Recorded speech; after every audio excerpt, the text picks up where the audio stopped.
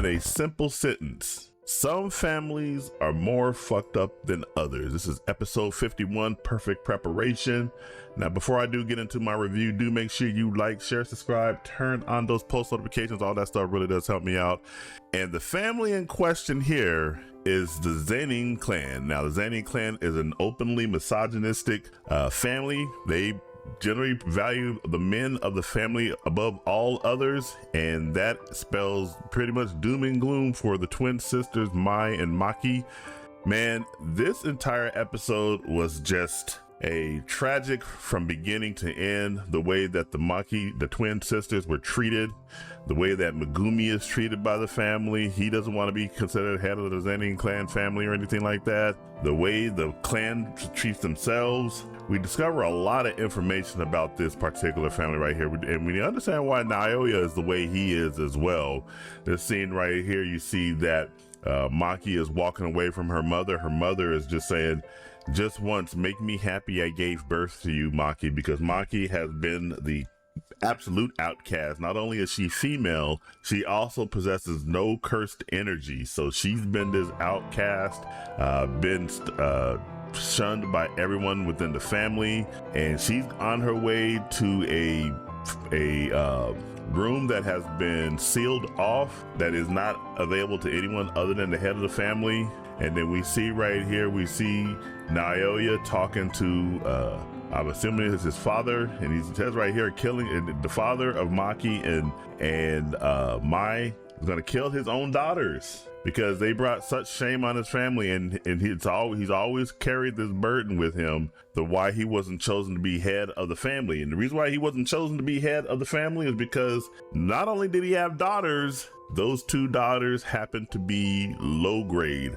One has no cursed energy, that's Maki, and then the other one has low levels of cursed energy that won't amount to anything, and that's Mai. But you see right here, there was a pretty nice battle between the two, a very simple one between both Maki and her father. He defeated her very easily, cut down the blade. Maki made an error. She thought that because he did not practice or didn't use any type of Jujutsu sorcery, that she can automatically take him. But he let her know that, yes, I am a Jujutsu sorcerer, so I know how to extend my blade. And that's exactly what he did. He extended his blade, cut her in her guts and everything like that, and then started dragging him down. And as you can see right here, he was very jealous of his older brother. His older brother didn't have technique like he did, but again, he had to go ahead and step aside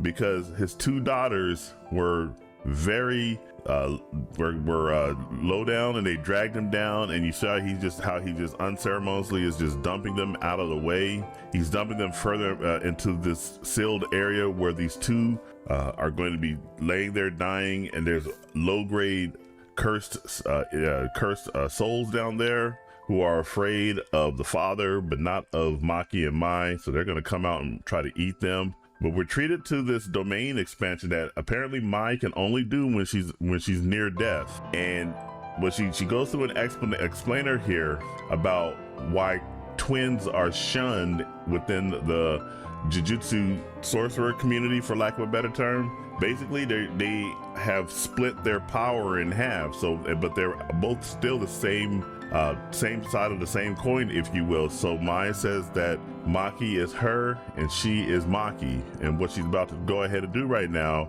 is she's going to sacrifice her life so that she can go ahead and turn into a weapon that only Maki can wield. And once she turns into that weapon, she asks Mai to promise her one thing, and that's she will go ahead and destroy it all, and basically meaning destroy the Zenin Clan. And once she comes back, we are treated to one of this was a Kill Bill-esque moment. Basically, this was a Kill Bill-esque moment. Mai comes back, and she just goes to town on everything. The cursed souls down here are the first ones to get it. They get exorcised immediately, and then when it comes out, her father is the next one up, but she's not going to be done at that point. You just see this aura right there, this presence. But there's a certain man that she has now become closest to, and that man is Toji Fushiguro. Toji Fushiguro, if you're not aware, has no cursed entity himself, but he is not weak. He is very strong, very skilled, very adept at every type of martial arts technique, bladed technique, and he can use cursed weapons. And that's exactly what Maki is wielding. She's wielding 2 cursed weapons right here. And this scene right here, we'll just go ahead and play a little bit of it. Oh my goodness, this was just like a Kill Bill-esque moment. If you guys ever remember the movie Kill Bill Volume 2, when she goes in, when the that girl, the character that Uma Thurman plays, just goes off in there and just starts going to town on all those people with her sword. That's this scene right here. It's just one big giant bloody dance that she's going through with all of these characters, these no names, these red shirts, these samurai. And then it comes out right here, she's gonna fight some of the heads of the other clans, or members of the other clans that are coming out here. There's a technique to try to kill her right in a one fell swoop. That doesn't work. She comes over here, she's gonna take that guy out, the hay out here, as she says right there. But it's not enough. Maki is going to make sure that Mai's promise is fulfilled rather. And then we come over here to the final act of this bloodbath, which is Naoya versus Maki. And Naoya thinks he can just rely on his speed to go ahead and try to take out Maki, but Maki is counting. She's actually counting the frames, because I think they kind of explained it in the couple of episodes back how Naoya's power works. Is basically the equivalent of, if you know anything about animation, they film in 24 frames. That's basically what she's doing. She's counting the number of frames so that she can time when she could throw that punch in this one sitting. And so Naya says, I'm not gonna fall for something so stupid or anything. But actually, here you go right here. This is the timing that she got right there. It's 24 times, right? You and the old man Nobito, his father, aren't just fast. There's something off to it. 24 motions per second. I could finally see it after obtaining this body. And she just times it. And he's about to say impossible. Nope, she timed it. Everything comes down to timing. And she cracks his jaw. Well, just look at the shattering right there, just right there. Actually, she shatters more than his jaw. She shatters partially of his face. But that's not enough to kill him. And we're gonna have it looks like Naoya actually gets taken out by Maki's mother. Maki's mother comes in, kills him, drives her dagger right into his back, and dies right on top of him. And then we have this one scene right here where her last thought is she's actually glad she gave birth to both Maki and Mai. And we don't get treated to the rest of this. It's kind of like they give a summation. I don't know if in the manga there was any type of summary, or rather they showed this in the manga as what happened, but we get treated to a summation about what happened to the remaining families, the 6 members of the Hei, the 9 members of the Kashi, and the 21 members of the Kukuru unit who were absent from the Zenin Clan's home that day, all met untimely deaths. So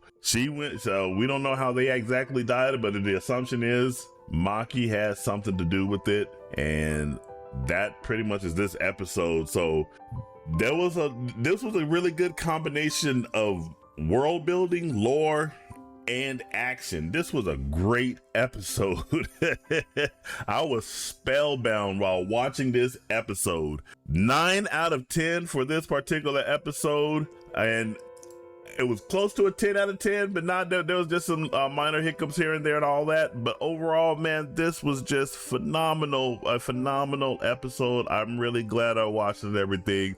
What did you guys think of this episode? Jump down in the comments and let me know what you thought, and make sure you like, share, subscribe, turn on those post notifications. All that stuff helps me out. And remember, this is Chris Boats signing off, and I'll catch you in the next video. Take it easy.